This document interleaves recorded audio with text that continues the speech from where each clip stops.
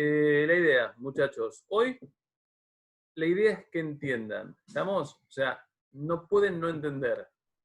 El que no entiende, levanta la mano y dice no entiendo, porque si ustedes no entienden hoy, lo de la clase que viene o las semanas que vienen, van a ir como arrastrando error, ¿estamos? O sea, y la idea justamente es no arrastrar el error. A ver, ¿a qué voy? Ustedes hoy tenían que leer, vamos a ver qué es lo que entendieron, qué es lo que no entendieron de lo que es el positivismo. Si sexto B lo pudo entender, que nunca ha tenido sociología y psicología previamente, quiere decir que ustedes que han tenido sociología y psicología previamente deberían tenerlo de taco. ¿Estamos? Por lo menos me juego una mano que por ahí no lo entendieron en su momento, puede ser una posibilidad. A mí me pasa que esta materia, proyectos, yo digo, qué bien puesta esta materia en un sexto año. O sea, la realidad es que previo a sexto año ustedes no entenderían la mitad de lo que me está diciendo. Y por ahí, cuando se encontraron el concepto positivismo, me juego a psicología más que a sociología. Están en cuarto, y vos decís, ¿qué es esto? O sea, sí, ponele, sí, entiendo más o menos lo que me decís, te lo repito de memoria, y se acabó. El tema es que hoy lo vamos a tener que comprender. Estamos, repito, ustedes por lo menos ya saben, lo han escuchado pasar así como por al lado de ustedes. Hoy lo tenemos que entender porque se vuelve como troncal para esta materia. A ver, antes de dejarlos a ustedes un segundo para ver qué es lo que entendieron, cómo lo entendieron, qué plantearon, qué sé yo. Antes, porque yo estoy dando por supuesto. ¿Lo vieron en algún momento? ¿Qué recuerdan? Sí. Pero no me digan desde el texto ya no me sirve. O me va a empezar a servir. Sí, dale. O sea, vimos como que el comienzo, me acuerdo a base nada, de que nos explicaba al principio de uno de los textos, nada, esto de la Revolución Rusa, porque me parece que estaba hablando de todo lo que es cambio de paradigma. Sí. Pero mucho, no me acuerdo, no me acordaba de sociología. Vimos a Durkheim. Bien, vieron a Durkheim. Durkheim está buenísimo, pues es positivista. Vimos el libro se llama, lo tengo acá, Fundamentos de Sociología de Torcuato Di Tella. También. Nada, también nos aplica. ¿Qué más? Y bueno, vimos, después en cuarto, bueno, que ya no estaba, pero nosotros vimos en psicología, el conductismo. Sí. ¿Qué estaba? Sí estaba, es verdad, entraste en cuarto, perdón. Mala mía, tenés razón. Me sorprendía que no lo habías dicho, por eso dije... No. Profe, bueno, quería hacerte un comentario. Sí, quería hacerte un comentario sobre esto del positivismo, porque una vez yo te escuché decir como que el positivismo no tiene un sustento, o algo así. No, lo recontra tiene el sustento. Hoy... no, nada que ver. Lo que yo pude haber dicho es lo siguiente, que me parece que está bueno que lo hayas traído para entenderlo. Repito, hoy tenemos que sentarnos con una tranquilidad. De hecho, yo no me pueden ver, pero estoy sentado como cruzado de piernas entre las dos sillas, porque bueno, me armo de paciencia y lo vamos a explicar. A ver, el dato es, hoy el sustento lo tiene. De hecho, el positivismo, digo, si no hubiese tenido sustento, no hubiese tenido tantas décadas, ni siquiera hablo de años, tantas décadas de prestigio.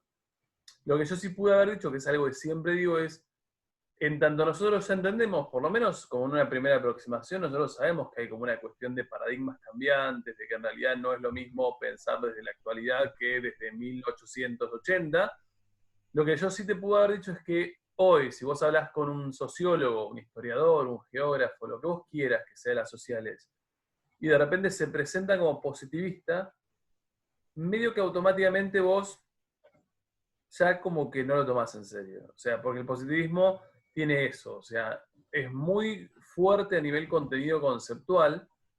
El tema es que está tan desacreditado y parece tan tonto lo que dice desde nuestra perspectiva, que es una pavada. O sea, hoy no habría un tipo que se defina orgullosamente positivista, porque en realidad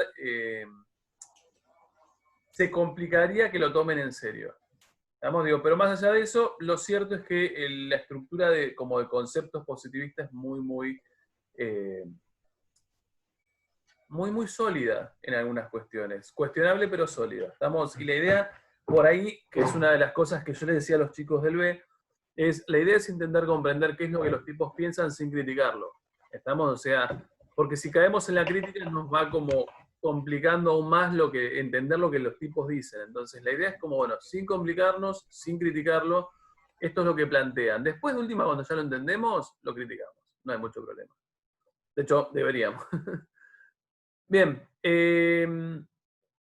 Antes de meternos con positivismo, a ver, nosotros habíamos hecho algo así. Y de hecho ese es el recorrido que más o menos venimos haciendo. Con el texto de Monbrú habíamos planteado como diferentes momentos históricos, ¿estamos de acuerdo? Habíamos dicho antigüedad, bla, bla, bla, los mitos, ¿no? Conocimiento científico, ya sabemos. Habíamos dicho Edad Media, toda la parte de la iglesia, teocentrismo, control del conocimiento, bla, bla, bla, ya sabemos. Habíamos dicho que por acá, siglo XVI, XVII, pero XVI, vamos a ver en XVI, habíamos dicho que había reforma protestante, habíamos dicho que había imprenta, habíamos dicho que había surgimiento de capitalismo, si es que lo tomamos, surgimiento de burguesía, y que como consecuencia de todo esto había como una especie de nueva mentalidad que yo creo que Matías dijo antropocentrismo y me parece que estaba como muy acertado. Pero bien, acá tenemos como ese nuevo clima de ideas. Ese antropocentrismo, ese nuevo razonamiento, lo podemos identificar con Menocchio, que era el caso que ustedes hicieron en el trabajo, que repito, como estuve frenado estos días, ni los miré. Y en paralelo a lo que es Menocchio, lo que nosotros dijimos, creo que lo dijimos, es que se da esto que nosotros conocemos como revolución científica. ¿Dijimos algo de revolución científica? No sé si la clase pasada concretamente, pero lo vimos con paradigmas también, ¿o no? Con paradigmas, yo creo, sí, bueno, porque paradigmas, sí, porque para Kuhn, revolución científica es una etapa de todo su planteo. A ver, en el caso de que no lo hayamos dicho, esto lo voy a necesitar hoy, lo de revolución científica. A ver, dijimos, consecuencia de todo este proceso del siglo XVI, XVII, personajes como Menocchio empiezan a plantear lo que plantean. Menocchio era un ejemplo más dentro de un montón de posibilidades como similares. Y en paralelo a Menocchio, siglo XVI, lo que se empieza a dar es este proceso o este periodo histórico como mundial que se conoce históricamente como revolución científica. ¿Quiénes son los protagonistas de la revolución científica? Esto yo estoy seguro que lo dijimos, pero bueno. Galileo, Copérnico, Sí, Newton, lo dijimos, ¿no? Sí, lo dijimos. Bien. Galileo, Copérnico, Newton, que lo que hacen es sentar las bases de la física moderna, ¿estamos? O sea, todo lo que uno sabe de ciencias exactas, o por lo menos gran parte de esas bases teóricas de la física, están puestas acá por estos muchachos que de alguna manera lo que hacen es como mejorarse a ellos, ¿estamos? O sea, si uno los pone, nunca me acuerdo si es Copérnico o Galileo, Copérnico, pero por lo pronto es uno perfecciona al otro. ¿Estamos? Esto me interesa muchísimo en el día de hoy porque lo vamos a necesitar. A ver, el contexto de revolución científica, ubicado siglo XVII, siglo XVIII, depende a cuál de estos tres muchachos le estemos prestando atención, es un contexto revolucionario en serio. ¿Estamos? O sea, es el momento donde uno puede decir, la Iglesia Católica finalmente pierde ese poder explicativo y estos muchachos, incluso siendo ellos mismos algunos o todos católicos, rompen con ese monopolio y empiezan a crear algún tipo de explicación un poco más seria. ¿Estamos?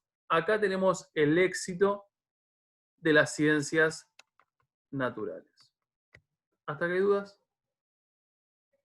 No. Bien, para llegar al positivismo tenemos que tener recontra presente esto y ya vamos a entender por qué tenemos que tener recontra presente esto. Bien, a ver, antes de meternos a positivismo, lo que hay que hacer es contextualizar positivismo. ¿Alguien puede? Porque un poco la contextualización del positivismo nos sirve para contextualizar el surgimiento del campo de las ciencias sociales en general. Sí, Fiamma, dale. No, que está en post-Revolución Francesa. Post-Revolución Francesa, ¿estamos de acuerdo? Bien, a ver, ¿qué es lo que me importa que ustedes vean? Y ubico lo que dice Fiamma. Vamos de vuelta a este grafiquito, lo borramos y vamos a empezar de nuevo. A ver, positivismo siglo XIX, ¿estamos de acuerdo? Siglo XIX, que es 1000 ¿cuánto? 800. 800. Todos de acuerdo.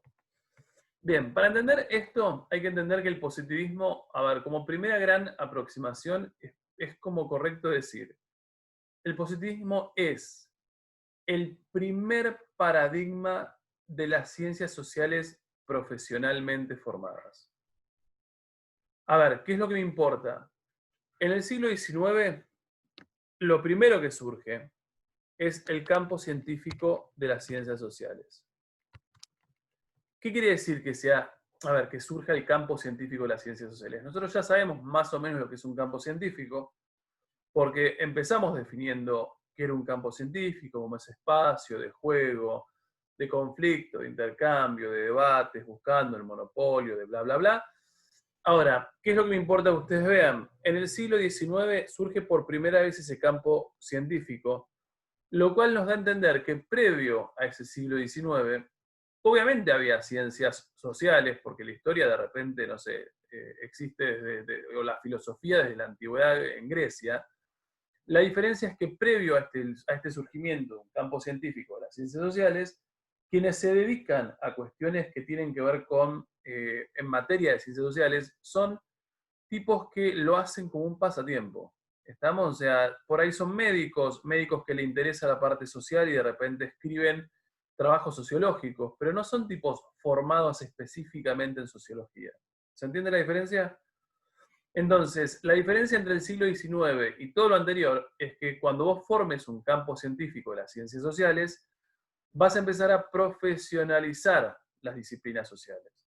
Quiere decir que si vos ahora querés ser sociólogo, tenés que estudiar qué implica ser sociólogo, qué implica cómo se hace, métodos sociológicos, bla, bla, bla, bla. Ahora, la pregunta que uno debería hacerse es, ¿qué es lo que genera o qué es lo que de alguna manera introduce o inaugura un campo científico en las ciencias sociales? Y un poco lo dijo Fiamma, y yo lo voy a seguir completando. A ver, previo al siglo al siglo XIX, lo que hay es un contexto de cambios muy fuertes a nivel social. ¿Cuál dijiste vos, Fiamma? De crisis. Sí, no sé si de crisis. Revolución. ¿Qué revolución dijiste? Francesa. Bien, Revolución Francesa. A ver, Revolución Francesa, ¿la ubicamos en qué año? 1789. Gracias. Y lo que tenemos es Primera Revolución Industrial, que es un poco más difícil. Vamos a poner fines del siglo XVIII para que sea un poco más amplio.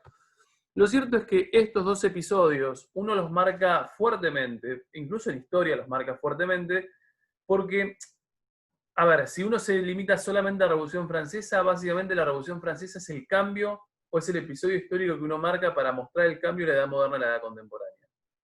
¿A qué voy con esto? Tanto desde el punto de vista sociopolítico como desde el punto de vista socioeconómico, lo que uno tiene es una Europa sumamente, no digo en crisis, como recién dijo Matías, pero sumamente cambiante. Se rompe con la Revolución Francesa lo que se define como el antiguo orden, o sea, monarquías absolutistas, toda la parte donde el predominio de la Iglesia Católica, que tiene como 500 años y un poco más, y se rompe con la Revolución Industrial todo lo que tiene que ver con el sistema feudal. ¿Estamos? Entonces, progresivamente, esos primeros siglos, esas primeras décadas del siglo XIX, o sea, 1800, 1810, 1820, es claramente un momento como de enorme modificación respecto de cuestiones sociales. En esas enormes modificaciones de cuestiones sociales es cuando quienes se dedican a cuestiones sociales empiezan a darse cuenta de la importancia y de la necesidad de empezar a formarse en función de abordar la sociedad y poder comprender qué es lo que pasa. ¿Qué es lo que pasa? ¿Por qué pasa? ¿Hacia dónde se encamina lo que está pasando? Etcétera, etcétera. Entonces, como consecuencia de ese contexto de cambios, se conforma este campo científico de las ciencias sociales, y en tanto se conforma y empiezan a profesionalizar todo lo que implica hacer sociales. Paso siguiente, lo que se preguntan, o por lo menos lo que intentan hacer, es definir un primer paradigma explicativo que sirva como paradigma explicativo de la realidad social. Y ahí es cuando aparece el positivismo. ¿Estamos de acuerdo?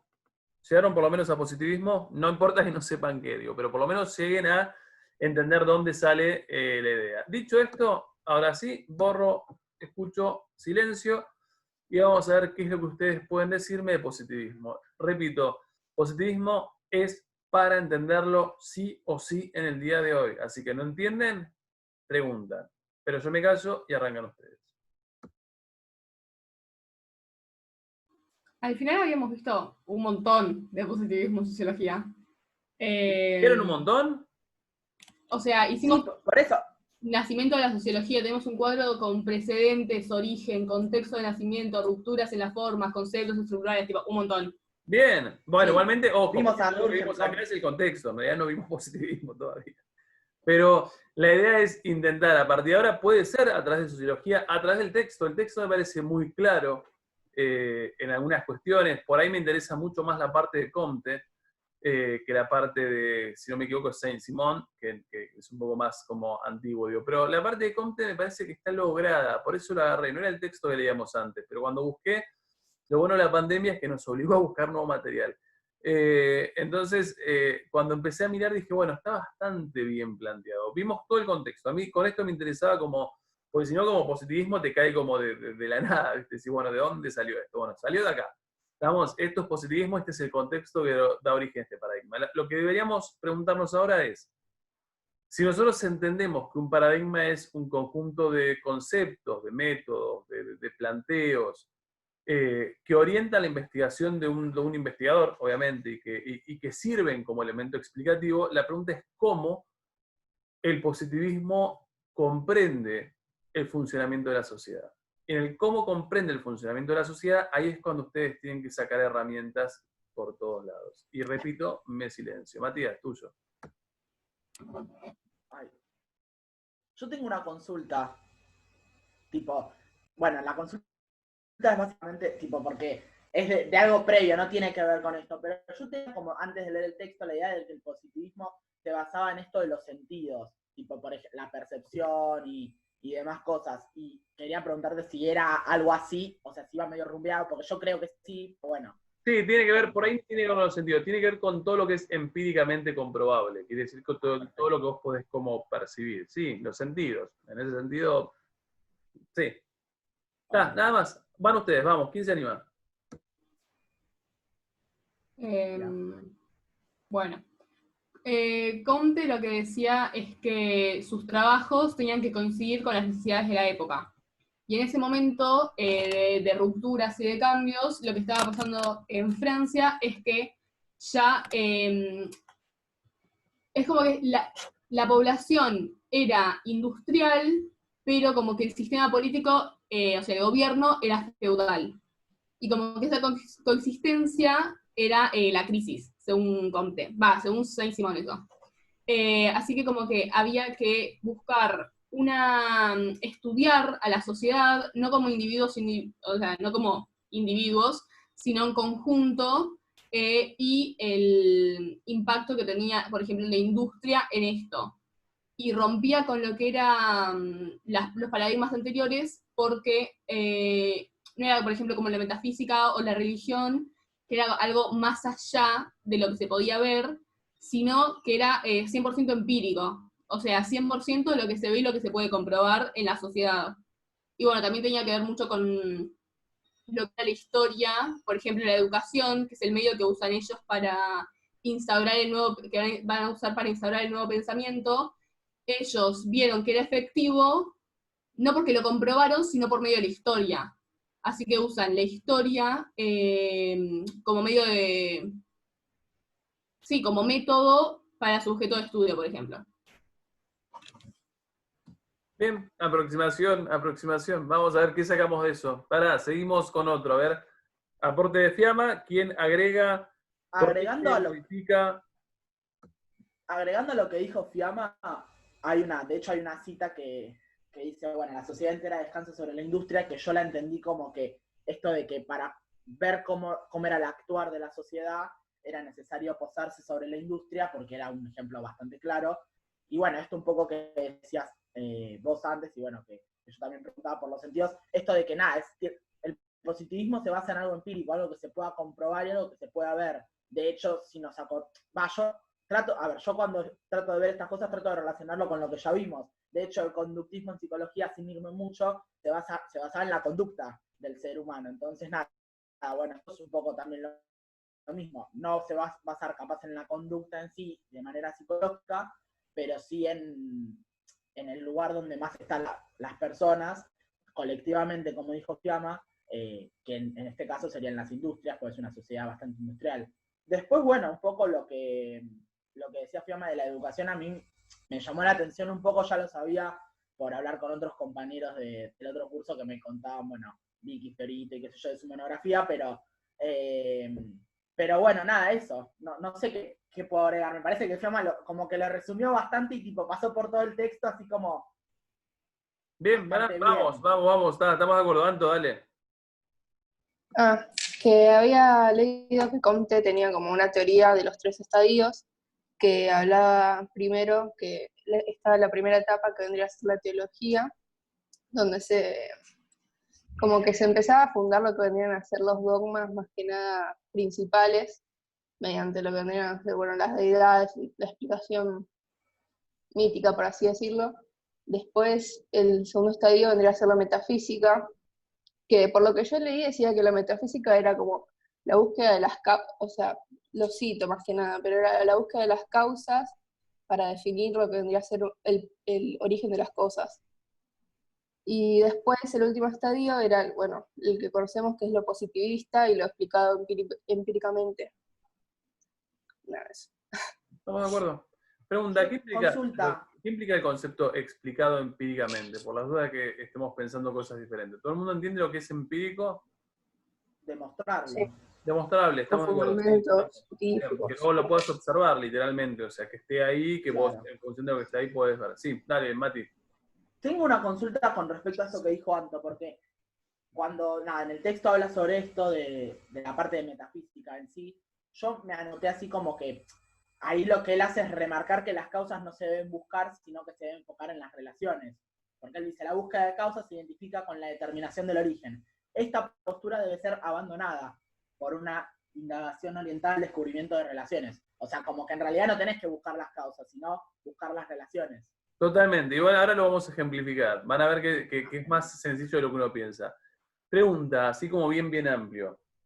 En realidad no es pregunta, se lo digo yo. A ver, como primera aproximación al positivismo, uno podría decir que el positivismo es la aplicación de enfoques, metodologías, conceptos de las ciencias naturales, pero aplicados al estudio y a la comprensión de fenómenos de carácter social. La pregunta es... Ahí está, ahí vamos. Bien. Las leyes de variabilidad natural. Bien, ahí apareció Anto. A ver, ahí apareció el concepto de ley. ¿Qué me importa que ustedes, a ver si ustedes pueden rescatar?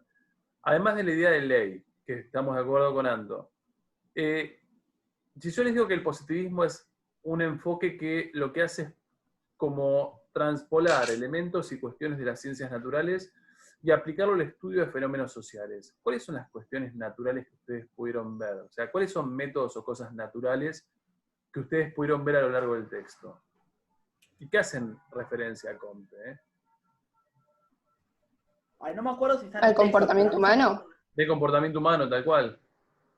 No sé si está tipo en el texto explicado así, pero no me acuerdo, pero esto de que tiene que un poco vos lo dijiste, como que tiene que ser seguida la cosa, no sé cómo decirse, como que si alguien hace esto va a pasar en el mismo lado, o sea, no sé cómo explicarlo. Sí, estamos de acuerdo. Esto de la continuidad.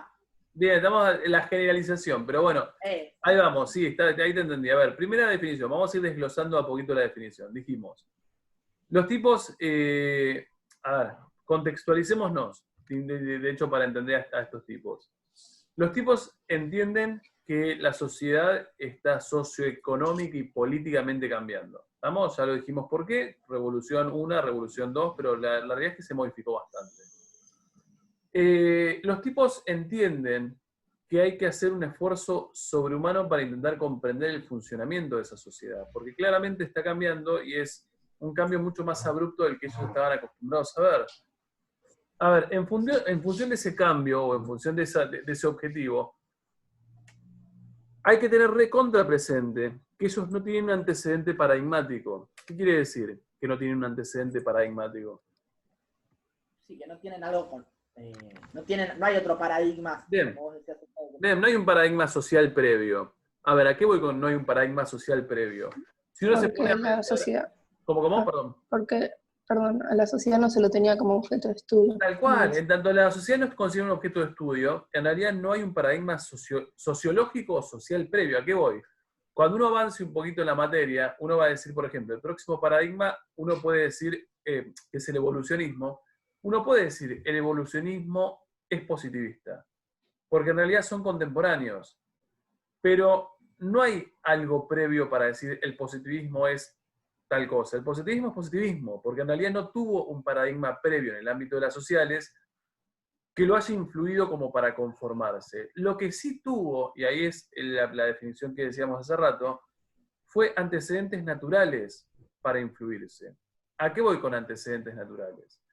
Cuando empiezan a darse cuenta que el ámbito social es potencialmente útil para ser estudiado, y que en realidad no solamente potencialmente útil, se necesita estudiarlo, se necesita comprender cómo suceden las cosas, por qué suceden las cosas, y bla, bla, bla, lo que ellos van a hacer es mirar para atrás y decir, bueno, a ver, ¿cuál es el método que me puede servir para estudiar fenómenos sociales?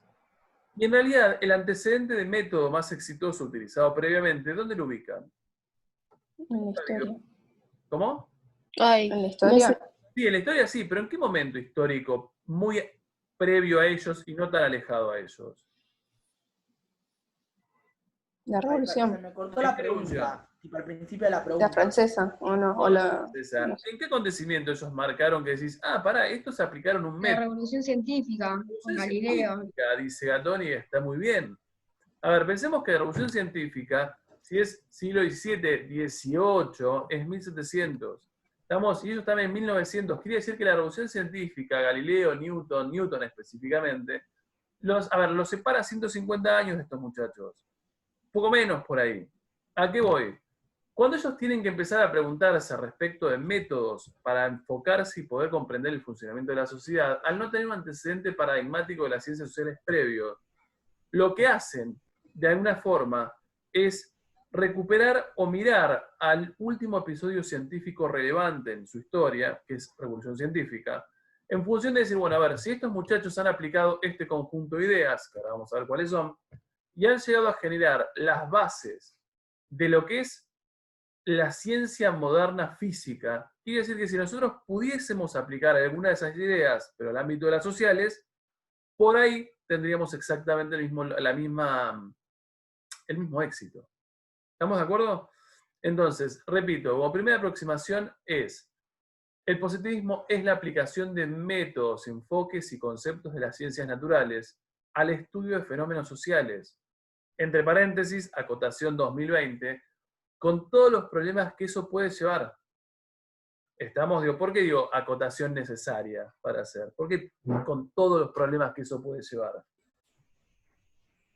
Y porque claramente no son lo mismo, pero nosotros lo podemos decir ahora. Totalmente, totalmente. O sea, nosotros hace mucho ya podemos decir esto, hay como una comprensión y un consenso.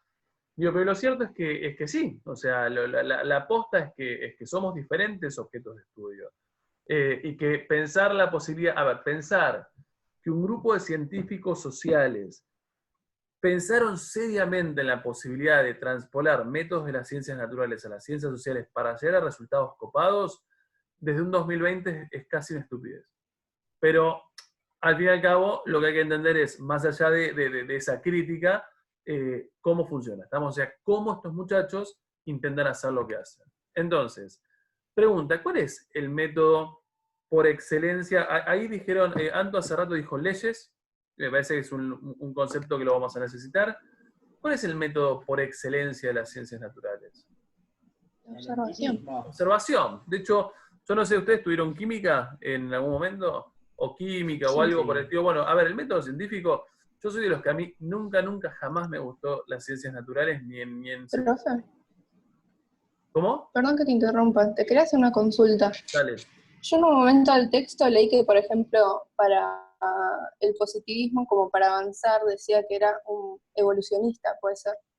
Puede ser. Que tenga Puede que ver ser, con ahí esto, Sí. con la naturaleza. En realidad tiene, exactamente, sí, coincido con vos. O sea, ahí podés ver una segunda, pero por ahí el concepto de evolucionismo lo vamos a ver como mucho más claro con evolucionismo. Es mucho más influido la teoría de la evolución de Darwin en evolucionismo, y por ahí en algunas cuestiones positivistas, pero estaríamos tirando...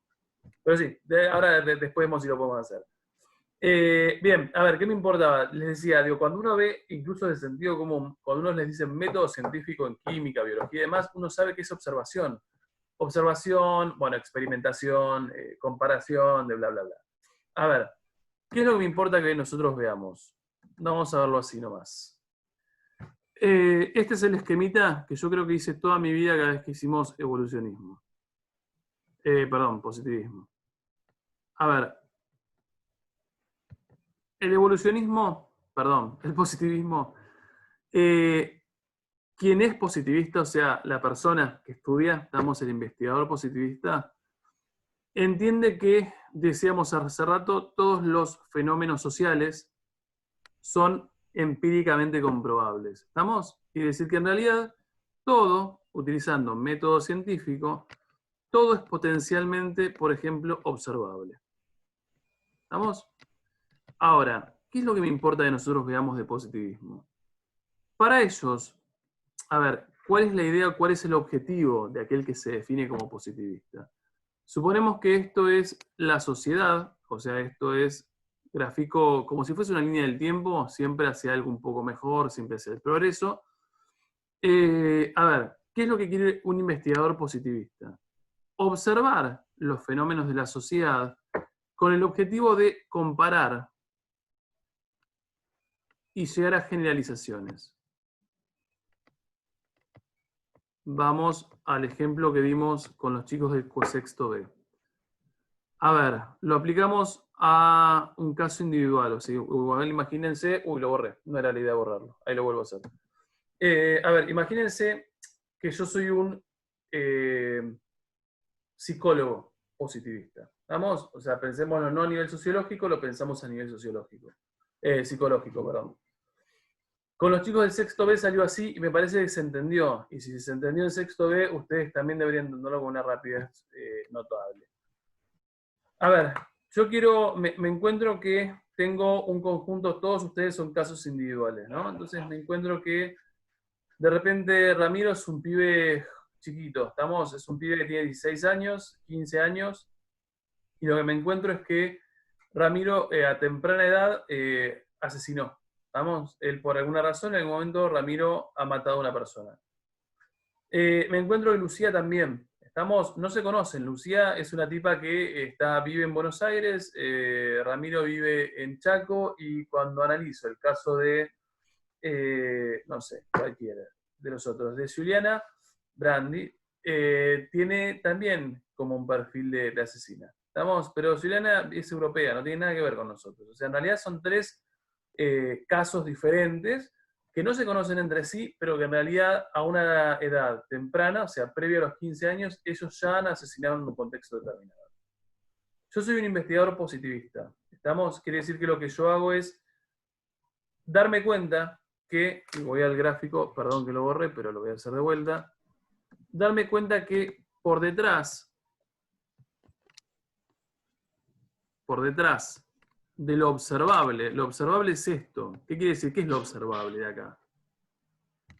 Que todos mataron. Que todos mataron, puedo entrevistarme con ellos, ver todo lo que uno ha visto en función de ese asesinato que han cometido en una edad como temprana y repitiendo patrones. Lo que yo me doy cuenta es que cuando empiezo a hurgar un poquito, me doy cuenta que en realidad entrevisto a los chicos, entrevisto a cada uno de ellos, charlo, me cuentan, y de repente Lucía me dice algo que yo no sabía, porque no tengo por qué saberlo, porque soy investigador, y Lucía me dice que, creo que lo hicimos con el mismo ejemplo con los chicos, a ver, que en realidad ella no conoce a la madre, porque de repente, no sé, la madre se fue. O sea, la madre se fue, los dejó y quedó ella con el padre. Ramiro me dice que en realidad, bueno, en el parto su madre murió y que en realidad tampoco también se crió con el padre, y una situación similar nos va a pasar con Juliana. ¿Estamos? A ver, ¿cuál sería? Cuando yo empiezo a comparar, primero que observo casos individuales, llego a información relevante de los 3 casos particulares, empiezo a comparar situaciones. ¿Qué hago una vez que comparo? ¿Cuál sería una actitud? Generalizar. Generalizar. ¿Cuál sería una generalización? Llegás a una explicación colectiva. Bien, yo a una explicación generalizable, generalizadora. Y una explicación sería, Fiamma, ¿la estabas empezando a decir? Sí, que todos los individuos que no tienen madre o que la perdieron a temprana edad terminan siendo asesinos ellos a temprana edad. Bien, resultado de mi investigación positivista. Frente a la ausencia de la figura materna, sea cual sea la razón, a muy temprana edad, aquellas personas que no tienen esa figura materna en su crianza, eventualmente se transforman o desarrollan un perfil asesino. 2 cosas de esta situación. A, ¿cuál es el problema de esto? Obviamente es un problema, repito, esto es 2020 de vuelta. ¿Cuál es el problema de este tipo de generalización? No todos entran en esto. ¿Que no todos? Claro. Entran en eso, o sea, no todas las personas, no todos entran en esa generalización. Bien, que es muy difícil aplicar una generalización a ciencias sociales, porque obviamente ciencias sociales es ciencias sociales. A ver, y ciencias sociales implica laborar con hombres, con sociedades, y los hombres y las sociedades reaccionan diferentes. Porque una cosa es esperar resultados generalizados con objetos naturales, que son en muchos casos inanimados. No sé, pienso el agua, no sé, una lapicera, fuerza, pienso en física, todos los ejercicios de física que son fuerza, y no sé más que fuerza. A ver, y otra cosa es pensar que los objetos de estudio social van a ser exactamente la misma, o van a tener exactamente la misma reacción. Porque en realidad nosotros ya sabemos que yo por ahí un día, Ramiro, que es uno de los tipos que más he visto acá en Conectado, de repente a Ramiro, no sé, le digo, o al revés, Matías me da como más pacífico. Un día Matías le hago un chiste y Matías, por más que el chiste fue pseudo ofensivo, Matías se ríe porque, bueno, al fin y al cabo Matías es respetuoso. No le gustó el chiste, pero no se animó a decirme, che, es cualquiera lo que me dijiste. Y de repente a Ramiro le hago exactamente el mismo chiste, que me suena, por lo poco y nada que lo conozco, que tiene como menos pulgas, y de repente Ramiro se para y me emboca. A ver, fue lo mismo, ¿estamos? Fue exactamente el mismo chiste por ahí. Sin embargo, lo que uno sabe, porque es obvio, 2020 de por medio, es que en realidad es muy difícil generalizar conductas. Porque en realidad Matías y Ramiro, y solamente estamos pensando desde el punto de vista de 2 personas, imagínense a nivel social. O sea, difícilmente una sociedad responda de la misma forma a determinados estímulos. Pero más allá de la crítica... Aparte, sí, perdón, dale. bueno, igual quería comentar de que, por ejemplo, vos estabas diciendo de que, no sé, lo que tenían en común era que contaban con una ausencia materna. Sí. Pero por ahí el desencadenante de esa conducta no fue la ausencia materna, igual que el chiste. Totalmente. Es como que... Coincido, por ahí fuiste una tipa, bueno, pero obviamente es una crítica muy actual, por ahí fuiste una tipa o un tipo muy feliz en tu vida por más de la ausencia de tu figura materna, y eventualmente tuviste un mal día. Ramiro también me pegó porque tuvo un mal día, y yo justo hice un chiste en un momento donde él no tenía ganas de tener ningún tipo de aproximación amistosa con un docente. Entonces, a lo que voy es, para nosotros es una obviedad, para ellos no todavía. A ver, ¿qué es lo que me importa de esto? El segundo como apartadito que me importa es, el ejercicio de estos tipos como sujetos de estudio es haberse aproximado a eso de la sociedad que ellos vieron que se fue moviendo, o sea, lo que está pasando, con la función de comprender cómo y por qué sucede lo que sucede. Dijimos que aplican ese método científico, que es observación como comparación para llegar a generalizaciones. Ahora, ¿cuál es a ver si alguno de ustedes se da cuenta de esto, cuál es el aporte... No sé si el aporte es la ventaja de llegar a descubrir generalizaciones. ¿Qué ganan los positivistas cuando logran llegar a esas regularidades? En su teoría, ¿no? En su cabeza, ¿qué es lo que ganan? Que comprueban su método. comprueban su método, no, no sé si comprueban su método, obviamente muestra ese método que es visto como eficiente, ¿no? Digo, estamos de acuerdo. Sí, Fiamma, perdón. ¿No es esto que podían dar soluciones o tranquilidad en la crisis? Bien, a ver, va por ese lado. Que es una cosa que me parece fundamental. Es, el positivista sostiene que llegar a generalizaciones que para ellos son válidas, lo que le permiten es previsibilidad. Es decir, ¿qué sería previsibilidad en el caso nuestro? En el caso de los 3 chicos asesinos. Poder predecir que se va a repetir ese patrón en otro caso también. Exactamente. Si nosotros sacamos esto, lo que sacamos es que en realidad hay un patrón de conducta que va a determinar que una persona se vuelva asesina. Quiere decir que si nosotros ya sabemos que la falta de una figura materna va a ser relevante al momento de asesinar a personas, entonces como medidas para prevenir lo que ya sabemos que va a pasar, ¿qué tendríamos que hacer? Como positivistas, ¿no? Apartarlos de la sociedad y que estén bien, uno sería cosa de que no maten. Tal cual, radicalmente sería apartarlo de la sociedad porque este es un potencial asesino, pero bueno, igual algo fue como bien drástica. Pero podríamos ser una figura materna. Ahí está, a ver, meter una estructura, yo hubiese hecho eso, algo fue como apartarlos para que no maten. Yo hubiese ido Es que es más rápido. No, tal cual. Yo me sorprendí por la respuesta. Yo me esperaba nada, dale, no sé, una niñera, algo materno, algo femenino que acompañe el crecimiento, pero bueno. Igual la lógica era esa, era válida la de algo. ¿Se entiende? O sea, vos llegando a esas generalizaciones, lo que lográs es de alguna manera ser previsible. O sea, vos podés lograr que comprender que los comportamientos sociales son totalmente previsibles. Ahora, ¿qué es lo que me importa que nosotros veamos? Y vamos de vuelta a este grafiquito. Profe, Sí. perdón que te interrumpa. También decía que, por ejemplo, el positivismo no se podía comparar con lo que vendría a ser la teoría atomista, ¿puede ser? ¿En qué sentido? De que el todo es la suma de las partes. Sí, igual no nos vamos a meter ahí, pues no sé si estoy en condiciones de explicarlo y no sé si vieron cosas de filosofía como para como robustecer lo que yo les podría decir, pero sin eso igualmente lo podríamos entender. A ver, ¿qué es lo que me importa de esta situación? El sujeto de estudio aplica métodos científicos, ya dijimos bla bla bla, ve por debajo de lo visible y lo percibible, observa y ve cuáles son esas conductas, y llega a esas generalizaciones. ¿Qué es lo que me importa que ustedes vean? Esto que hago como un rulito, sería como, ¿vieron una cadena de montaje? ¿Saben lo que es una cadena de montaje? Bueno, no importa. ¿Vieron como en las fábricas esa máquina que va pasando, que arriba tenés como todos los productos y la persona está atrás? Ah, sí, que pasa siempre.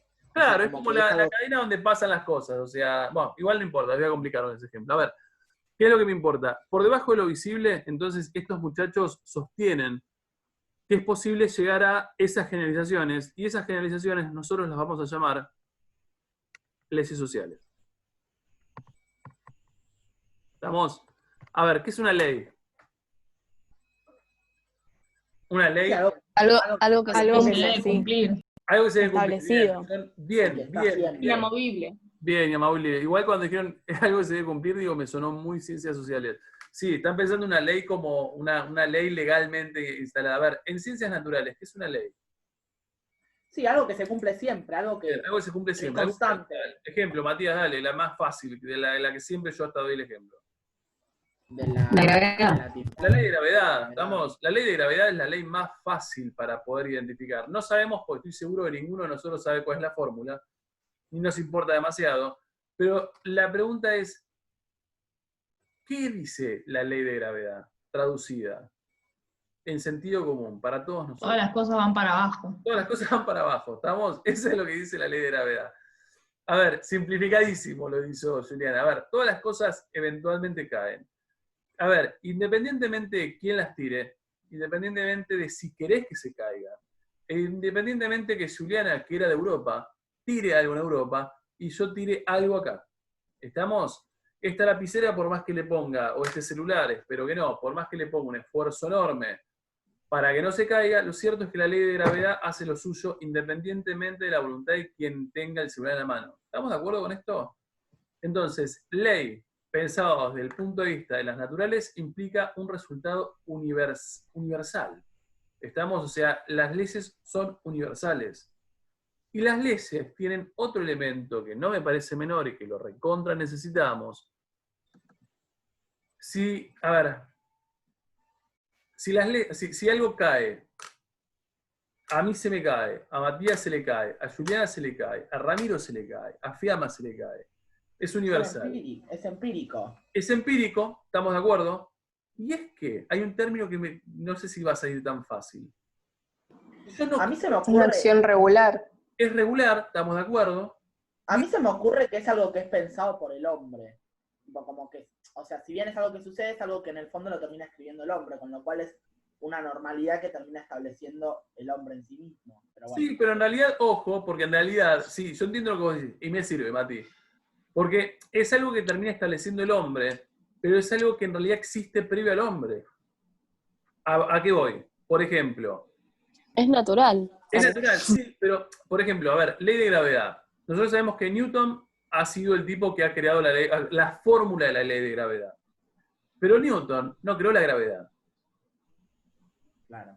O sea, la gravedad existe desde que los dinosaurios son dinosaurios, desde que los somos, no sé, los neandertals son neandertals, y la gravedad existe desde los primeros, imagino yo que desde que el mundo no ha tenido ni siquiera seres vivos. ¿Estamos? En las naturales, pero en las sociales... En las naturales, pero yo estoy pensando en las naturales. Ahora, ¿qué es lo que me Lo importa? descubrió. Ahí está, me encantó el término. Claro, existía, pero él eligió tomarlo como objeto de estudio. Descubrir. Ya existía. A ver, este término nos sirve. ¿Quién acotó recién? Yo. Vamos, Lucía. A ver, ¿por qué te parece que el concepto descubrir puede ser sumamente importante para el positivismo?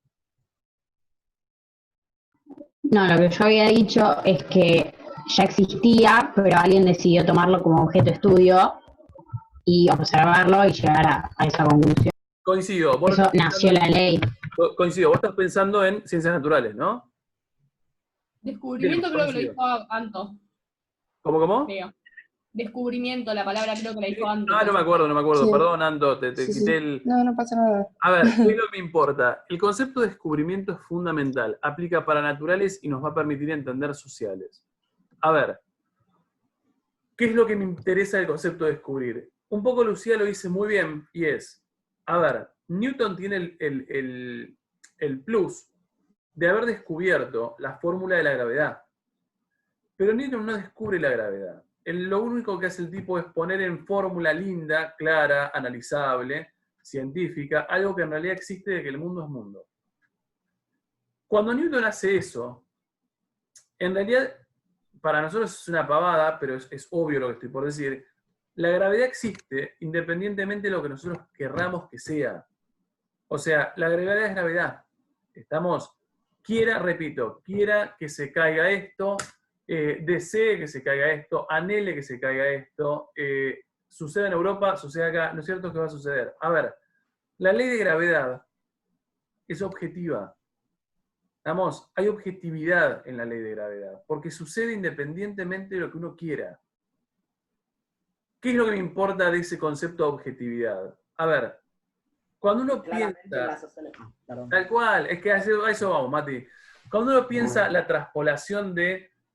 A ver, cuando uno piensa en esa primera frase que decíamos al principio, las ciencias, el positivismo es la aplicación de lógicas de las ciencias naturales a objetos de estudio de carácter social.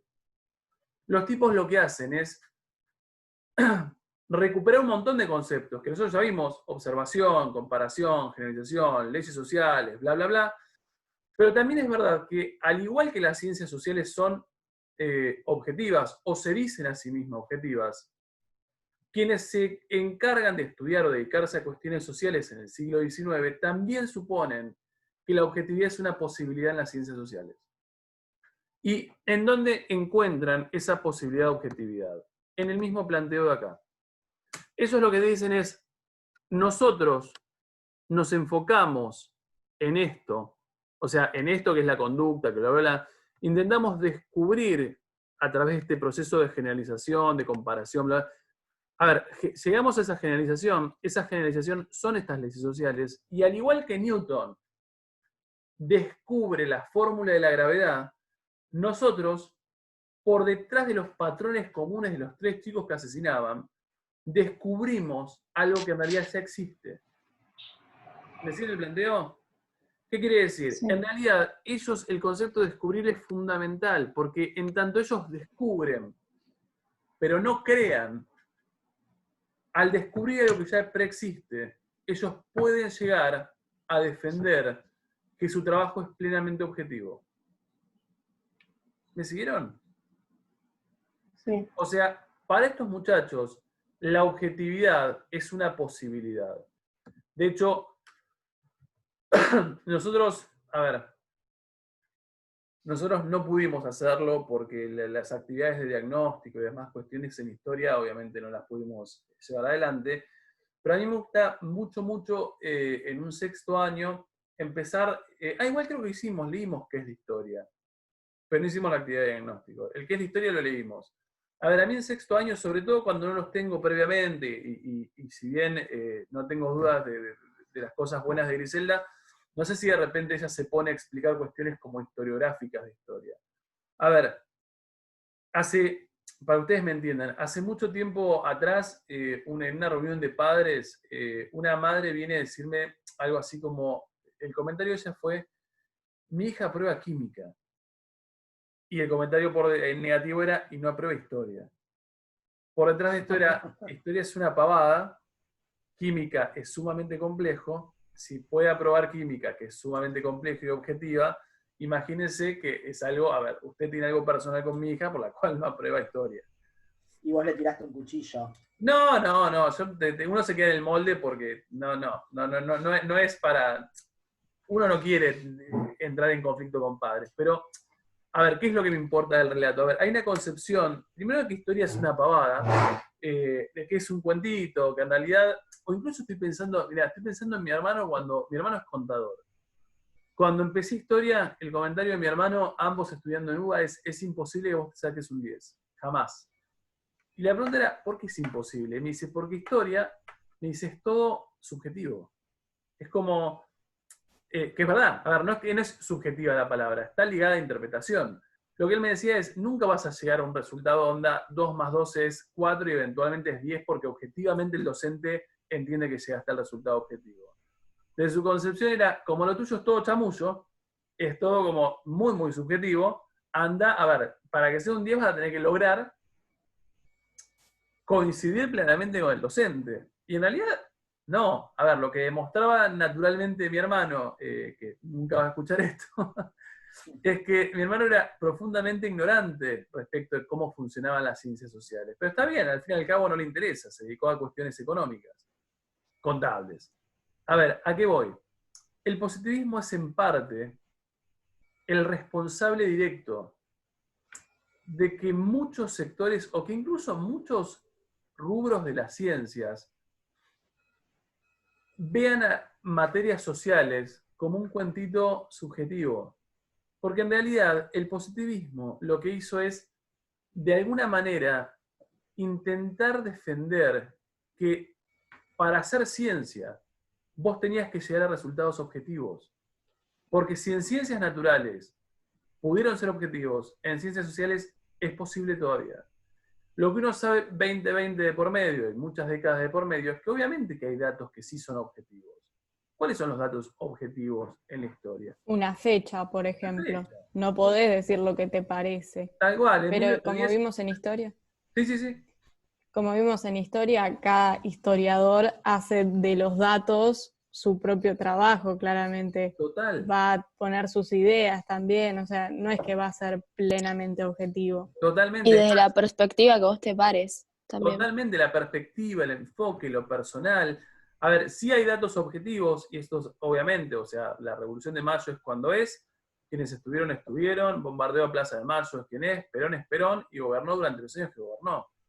Ahora, lo cierto es que la perspectiva en la que vos te pares, tu perspectiva personal, política y demás, para nosotros es una obviedad que estas cosas pesan y mucho al momento de un trabajo. De hecho, por ahí nosotros no tuvimos todavía tiempo, y no sé si lo vamos a tener, para ver como el tipo, por ahí formalmente, de evaluación que solemos tener en sexto. Pero el tipo de evaluación son, a ver, que imagino por ahí Griselda también, o sea, no es cuáles son las causas del proceso. ¿Cuál sería una correcta formulación de pregunta?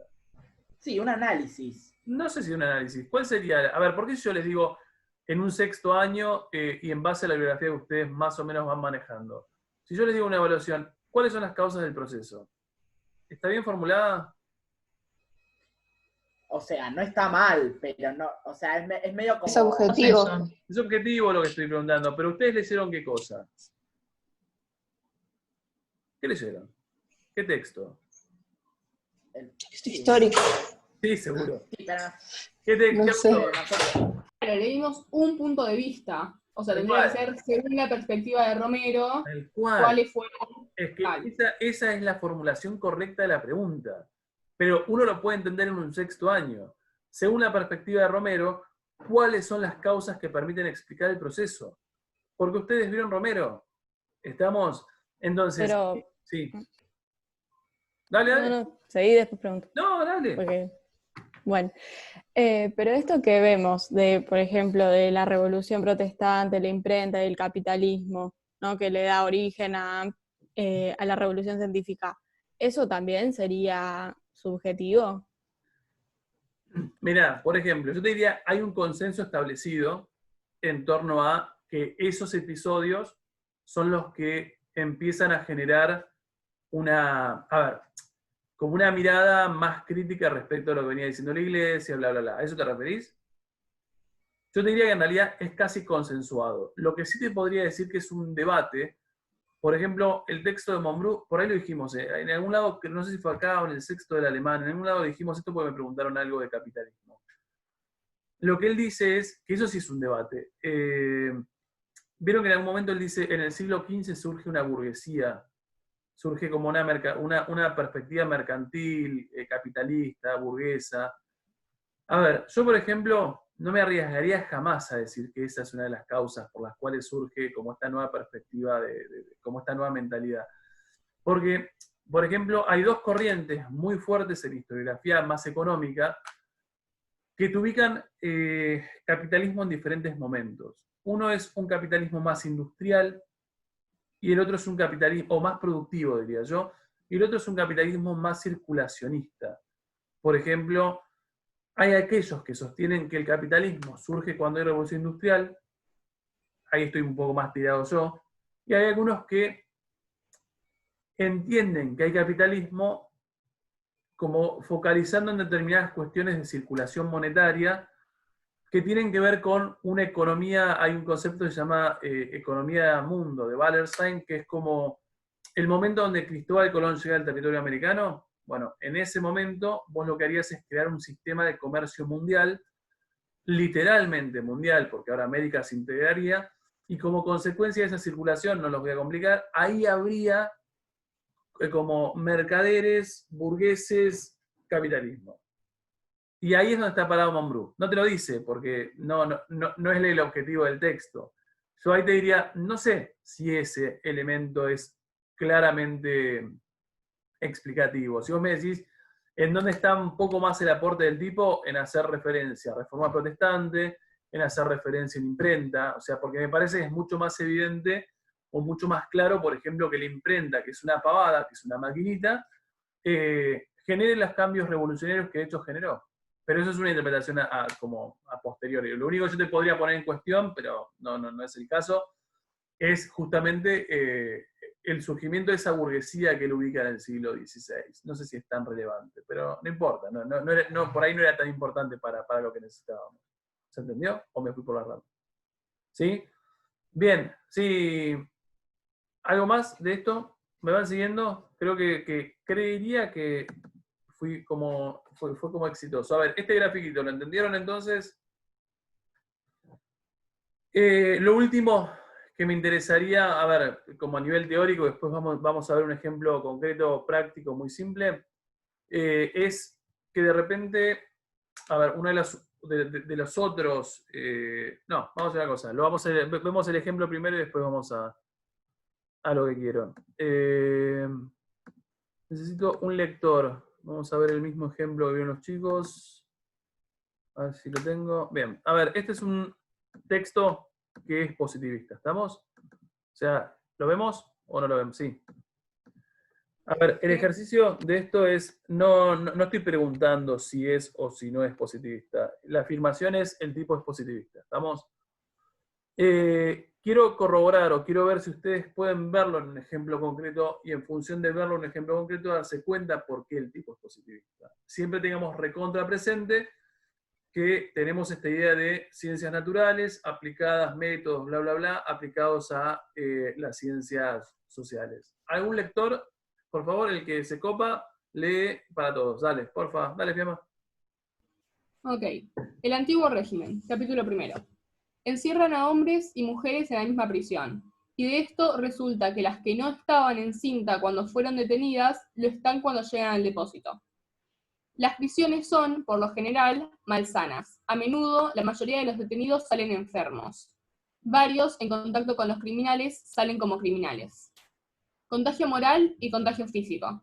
La úlcera crece así por el remedio, y los centros de represión se convirtieron en focos de corrupción. Y sin embargo, con todos sus rigores, la ley no consigue su objeto. Nuestras poblaciones, dice el Parlamento de Bretaña, están hasta tal punto poblados de mendigos que no parece sino que los proyectos formados para extirpar la mendicidad han aumentado. Las carreteras, escribe un intendente, están infestadas de vagabundos peligrosos, de gente indocumentada y de verdaderos mendigos. Y además, ¿cómo se ha de medir que pidan limosna los que viven de ella? Impedir, perdón. Es cierto, en cierto modo, la miseria es una gangrena lenta en la que la parte enferma ataca a la parte sana, y el hombre que vive a duras penas es corroído vivo por el hombre que no tiene de qué vivir. El campesino está arruinado, parece víctima de la opresión producida por la multitud de pobres que asolan los campos y se refugian en las ciudades. De aquí, esos de pobres, de aquí esos agrupamientos peligrosos para la seguridad pública, esa multitud de defraudadores y vagabundos, esa multitud de hombres convertidos en ladrones y asesinos únicamente porque carecen de pan. En el contexto de la Revolución Francesa, el populucho francés, libre del freno a que está acostumbrado, se entregaría a violencias tanto más crueles cuanto que ni él mismo sabría dónde detenerse. Mientras no falte el pan en la conmoción no será general. Pero si el pan llegase a faltar en 2 mercados consecutivos, el levantamiento sería universal. Y es posible calcular hasta dónde llegaría esa multitud acorralada, que querría liberarse del hambre y liberar a sus hijos. En 1789, el pan faltó en París y en toda Francia. Punto. A ver, acá tenemos innumerables ejemplos de positivismo. En orden, aquel que los haya descubierto. En primer lugar, Dale. que habla de ponerle del hacinamiento de las cárceles, de los presos, que después de todos pasar por la cárcel, como que se vuelven aún más criminales o salen enfermos, es como que todo el tiempo generaliza. Estamos de acuerdo. Tengo una pregunta, Anto. No, Anto no. Ainhoa fue, ¿no? Sí. Sí, Ainhoa. A ver, ¿cuál es el concepto? ¿Por qué te parece, más allá de esta generalización, que por ahí me quedo, no sé si es una generalización, pero ahí donde vos marcaste hay un conjunto de conceptos que se emplean para describir cosas que están pasando en el ámbito social? ¿Cuáles son los conceptos que se emplean para decir que, por ejemplo, hay más mendigos, o hay más pobres, o hay más ladrones? El contagio moral y físico. Bien, contagio. Pregunta. Contagio. ¿De dónde proviene como terminología? Claro, es medicinal. Enfermedad. Claro. Medicinal. ¿Estamos? La ciencia ¿Estamos de acuerdo? Es medicinal. ¿Dónde hay más cosas que son medicinales? En este texto, ¿no? Úlcera. Úlcera, estamos de acuerdo. La úlcera crece así como remedio. ¿Qué más? Contagio. Están infestadas de vagabundos peligrosos. Vagabundos. Hay una parte donde dice gangrena. La miseria, sí, que la miseria es una gangrena, dice. ¿Qué es una gangrena? Sé bueno, lo que es, pero no sé cómo explicarlo. a ver, ¿cuándo sucede que te gangrenás? Que espero que no nos suceda nunca a ninguno de nosotros. Nada, por ahí, no sé, te cortaron no perdiste, no sé, una mano en una guerra y te cortaron por malas condiciones y de repente, como no son buenas las condiciones, para sanar y seguís en el campo de batalla, es como que se te empieza como a pudrir. Entonces, es como que te empieza, eso es A gangrena. ser necrótico. ¿Cómo? No sería necrótico en vez de Sí, va gangrena. por ese lado, exactamente. A ver, ¿qué es lo que me importa? Pensemos el concepto de gangrena, que lo pensamos y es asqueroso.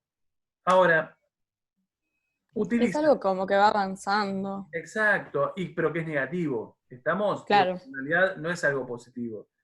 A ver, ¿qué es lo que me importa? Como que enferma a la sociedad, diría. Ahí está. Y eso es hacia eso donde íbamos. Una de las cosas que no dijimos en este esquema general de positivismo es el positivismo en tanto aplica lógica de las ciencias naturales, bla, bla, bla, bla, a las ciencias sociales, entiende a la sociedad como un organismo vivo. ¿Estamos? En tanto entiende a la sociedad como un organismo vivo, es un organismo que nace, se desarrolla y eventualmente se va volviendo un poco más madura o más adulta. Y cuando uno ve este tipo de males, que uno diría como, bueno, hay pobreza, o hay, no sé, hay vagabundos, o hay gente con hambre, uno podría decirlo hoy de esa forma, pero los positivistas literalmente utilizan terminologías medicinales. La gangrena avanza, la pobreza enferma. Y así podemos dar un montón de ejemplos.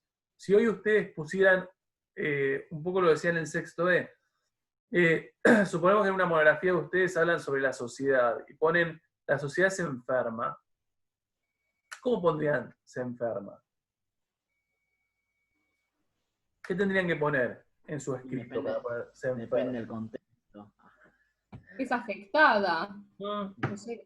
Primero yo coincido, pondrías es afectada, o fue afectada, o términos un poco menos medicinales, pero si optaras por ponerse enferma, lo pondrías entre comillas, porque en realidad es como metafóricamente hablando se enferma, porque lo que estás queriendo dar a entender cuando pones entre comillas es que para vos está claro que la sociedad no se enferma, que no es una persona.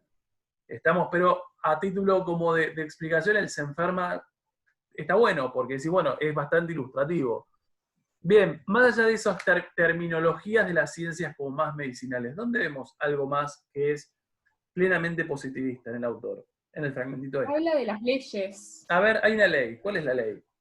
O sea, habla de cómo la ley no fue suficiente para curar esta enfermedad. Bien, no encontramos. Yo ahí no funcionó. ahí la ley. Me parece que hay una ley social que el tipo logra descubrir. ¿Cuál es? ¿No es lo del pan? ¿Qué es lo del pan? Vamos. ¿Quién lo dijo? Lucía, ¿dónde está? ¿Por qué decís que lo del Yo. pan? Y porque dice, si el pan llegase a faltar en 2 mercados consecutivos, el levantamiento sería universal. Y es imposible calcular hasta dónde llegaría esa multitud, como que sería una revolución por la falta de un pan. Bien, a ver, Lucía, que quiero ver más. Y es universal, o sea, llega a... En otras clases. Porque estoy muy activa y es muy, muy correcto lo que estás diciendo. A ver, coincido con lo que dice Lucía. A ver, el tipo analiza el contexto de 1789, que es Revolución Francesa, y lo que el tipo termina diciendo es, fíjense que si hay, a ver, el faltante de pan, entendámoslo como hambre, ¿no? O sea, no sé si es por faltante de pan literalmente, sería como muy triste que esa sea la causa de la Revolución Francesa. A ver, lo que el tipo está diciendo es, si hay pan, si falta pan, hay levantamiento. Y lo que te dice es, en 1789 el levantamiento fue universal. Y sería universal, a ver, hasta qué punto, no me acuerdo ahora textualmente, digo, pero hasta qué punto el mundo se levantaría, bla, bla, y termina con, en 1789 el levantamiento fue en París y fue universal, algo así. Entonces, ¿qué es lo que te dice? A ver, en base al planteo del autor, uno podría hacer, ¿cuál es el paralelismo que podríamos hacer con el ejemplo nuestro que vimos de los asesinos? Porque el mismo razonamiento es. Que se puede llevar a generalización. Es una generalización. Que si faltase algo en algún momento sería universal el estallido. Coincido. A ver, quiere decir que en realidad nosotros dijimos en casos individuales, psicológicos, dijimos, bueno, a ver, el faltante, la mujer de una imagen materna, determinaría, bla, bla, bla, bla, asesinatos. Y acá lo que el tipo está diciendo Como, a nivel social, sí. como que si la causa es la misma, la consecuencia va a ser también la misma. El tipo está diciendo, si falta pan, si ya descubrimos que el faltante de pan, o sea, el hambre, es el causante de las revoluciones, eventualmente, y volvemos a la idea de previsibilidad. ¿Por qué sería previsibilidad de esto? ¿Qué es lo que nos está diciendo el muchacho? Porque ya pasó. Ya pasó, pero Cuidado. ¿cuál es el mensaje que nos da de manera un poco camuflada? O sea, No está diciendo explícito. No puede faltar pan porque si no la gente va a revolucionarse. Bien, muchachos, que no le falte a gobiernos sería que no le falte pan, o sea, que en las sociedades no haya hambre, porque en realidad lo que vimos es que el hambre es en parte el condicionante para que suceda lo que sucede. ¿Se entiende? Repito, lo que el tipo hace es descubrir por detrás y llegar a esas regularidades. ¿Entendieron un poco la lógica de lo que es positivismo? A ver, Sí, repito. una consulta. Sí. Ahí. No, yo había pensado mientras íbamos hablando en ejemplos y se me ocurrió esto de lo que hablábamos la otra vez de la microhistoria. ¿Podría ser positivista? Por ahí una generalización. Claro, en el hecho de que son distintos conceptos que pasan. O bueno, Lo que pasa es que yo, en algún momento alguien, porque el texto de Menocchio lo vi un montón de veces, la verdad, muchos años lo hemos dado. Y recuerdo que alguien me dijo, es positivista, y me hace un poco de ruido. A ver, primero por el momento histórico en que se escribe, es bastante, bastante posterior. Y segundo porque en realidad, a diferencia del positivismo, fíjate que, a ver, nosotros en el ejemplo este que vimos acá, yo analicé como 3 casos específicos que eran las 3 personas que habían asesinado. Obviamente el fragmentito del autor es un fragmentito de 3 tomos así de libro, ¿no? O sea, no es eso no es el texto del tipo nada más. Y lo que sí es verdad es que hay mucho como de búsqueda de datos de diferentes casos. Entonces, como hay búsqueda de datos de diferentes casos, yo te diría, el caso de Menocchio no podría ser positivista, porque en realidad lo de Menocchio es solamente un caso. En realidad, lo que él supone es que es posible en determinadas condiciones generalizar y como crear otras condiciones, pero la realidad es que él no se está manejando con otros casos. Claro, pero no voy sí o sí al hecho de Menocchio, sino al hecho de la microhistoria en general. Hay una tendencia a generalizar, sí. En realidad sí, si vos te pones a pensar, porque lo que el tipo te termina diciendo es, en contextos socioeconómicos similares, Claro, va a pasar lo mismo, va a pasar por así eso. decirlo. Viéndolo así, Pero igual siempre se generaliza, porque vos, por ejemplo, no sé, hoy en día hasta generalizás, no sé, a través de una encuesta o algo, entonces decís, la mayor parte vemos que, es como no, que todo el tiempo tendés a pero generalizar. ahí no sé si eso es generalizar, porque de repente generalizar sería, pienso en el ejemplo este más social, basámonos por fuera de los ejemplos individuales. Yo lo que le decía un poco al sexto B, que me pareció un buen ejemplo, es, a ver, generalizar implica que vos digas, el faltante de pan o el hambre son condiciones necesarias para revoluciones al estilo Revolución Francesa. A ver, si nosotros vamos a la Argentina o a un mundo 2020, a ver, pensemos el caso de Francia. Empiezo acá, no sé si alguno de ustedes está informado de los últimos, no ahora, porque ahora hay coronavirus, digo, pero el año pasado, Francia se detonó con unas movilizaciones que ¿cuáles eran? De los chalecos verdes, ¿no Los eran? chalecos amarillos, creo que son. Amarillos. Pero hay chalecos, eso bueno. Chalecos amarillos. A ver, los chalecos amarillos, originalmente hay un montón de reclamos de por medio, ¿no? Digo, pero originalmente el chaleco amarillo empezó a movilizarse cuando Macron, si no me equivoco, lo que hace es subirle las naftas. Naftas que han estado muy como frenadas en Francia y que de repente el tipo le sube esas naftas y genera lo que genera, obviamente un montón de descontento previo, no es lo único. A ver, es un buen ejemplo para ver que la generalización es muy complicada. ¿Por qué? ¿Qué pasaría si lo comparamos con Argentina? Y por ejemplo, cuando pasó todo esto, nadie salió a protestar, que digamos, A no ver, se a hizo nosotros, tremenda revolución o pregunta tremendo revuelo. obvia. A nosotros, lo que pasa es que no sé si ustedes manejan. ¿Nos subieron las naftas? La Sí. cantidad de veces que subieron las naftas es increíble en los últimos ni siquiera estoy pensando ahora, estoy pensando en los últimos, no sé, 7 años. Pregunta, ¿en algún momento tuvimos un conflicto al estilo chalecos amarillos específicamente por naftas? Yo no recuerdo. No. O sea, la verdad es que yo no Pero recuerdo. ahí entran otras cosas, igual también.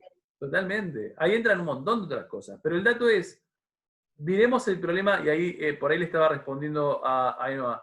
A ver, eso es generalizar. Que vos puedas decir, a ver, que un positivista mire un par de reacciones y que de repente hoy en un 2020 diga, mirá, en realidad por detrás de los acontecimientos que sucedieron en estos tiempos, lo que hay es un rechazo. A ver, la sociedad se va a levantar en tanto suba el precio de las naftas.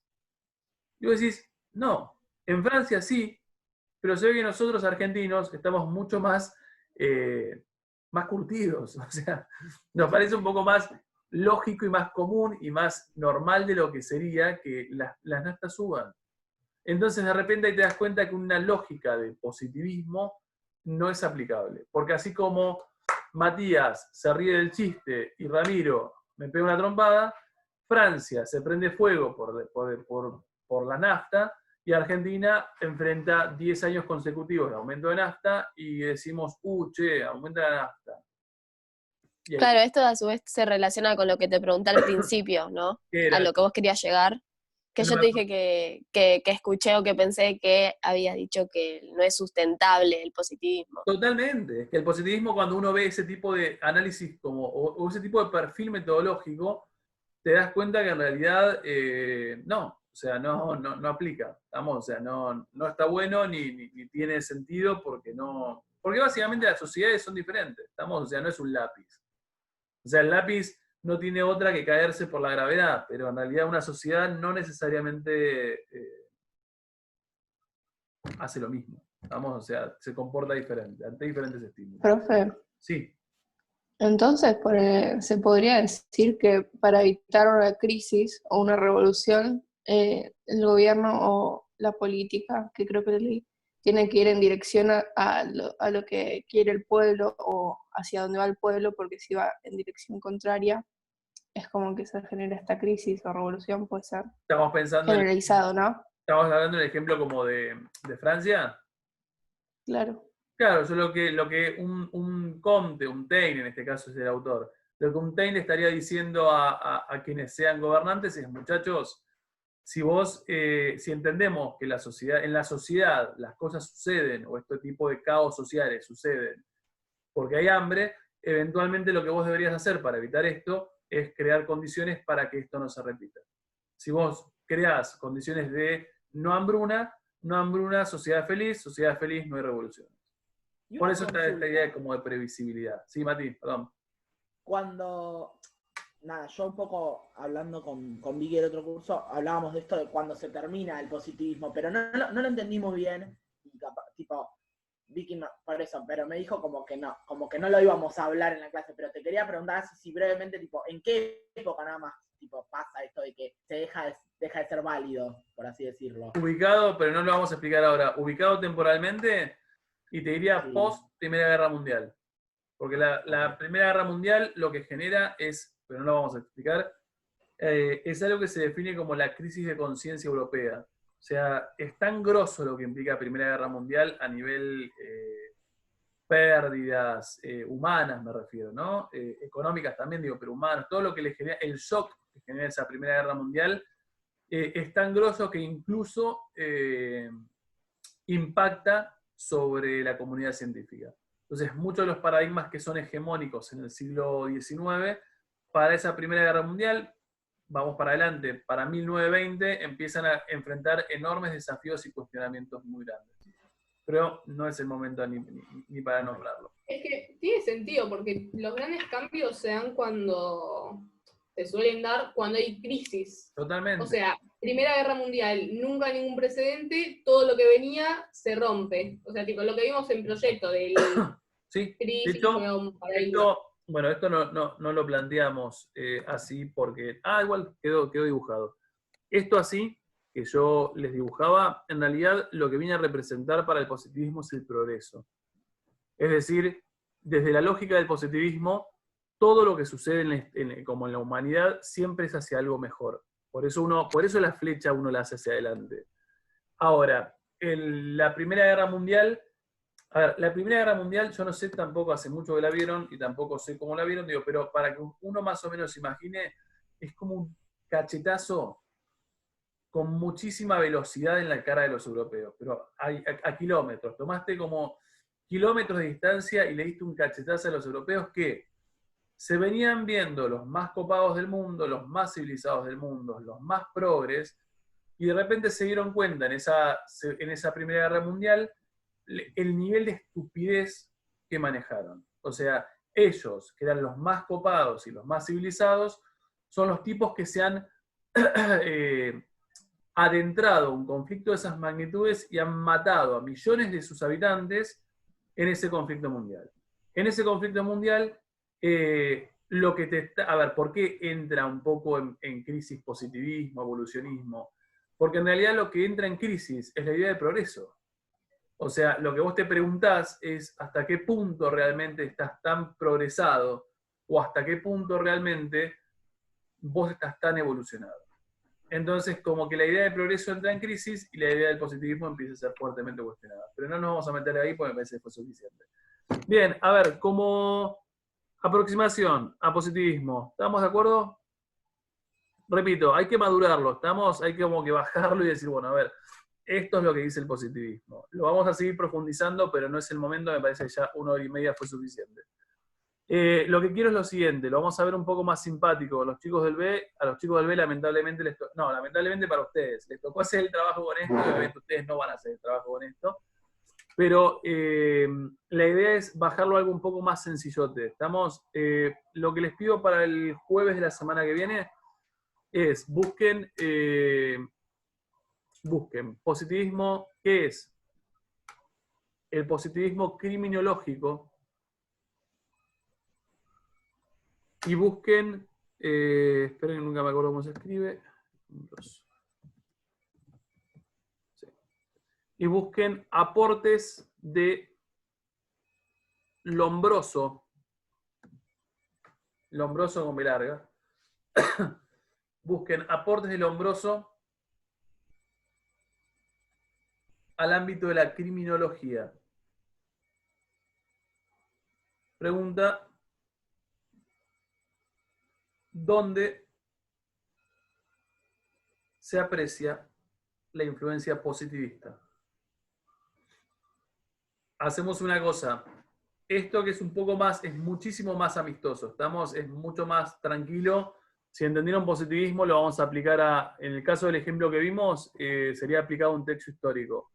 En lo que ustedes van a buscar, que es bastante sencillo, lo aplicamos a lo que es el rubro como jurídico. Porque en realidad el positivismo tiene un montón de disciplinas que abrazan sus planteos. Entonces, lo vemos en un ejemplo un poco más simpático, que es la parte criminológica. A mí, honestamente, el año pasado lo empecé a dar y me parece como hasta divertido. Le dedicamos 1 horita de la semana que viene a lo que es la parte criminológica y la otra horita se la dedicamos a cuestiones de introducción y de monografía. ¿Estamos? Así. Profe, perdón. Para cerrar, y es sobre un tema de la monografía. Viste que todavía me falta como darle la vuelta al tema, pero me quiero encaminar por ese lado. Que vos me habías respondido. Un segundo, pará. Un segundo, Sí. A ver, ¿dudas hasta acá? ¿Todo el mundo? Bien. Para la semana que viene, lo único que les pido es profundicen o empiecen o rompan un poquito el hielo con la introducción de la monografía. ¿Estamos? Para empezar a tener dudas, consultas y demás. Nada más, aquel que ya está libre se puede retirar. Me quedo un segundo con Ainhoa. Adiós. Sí,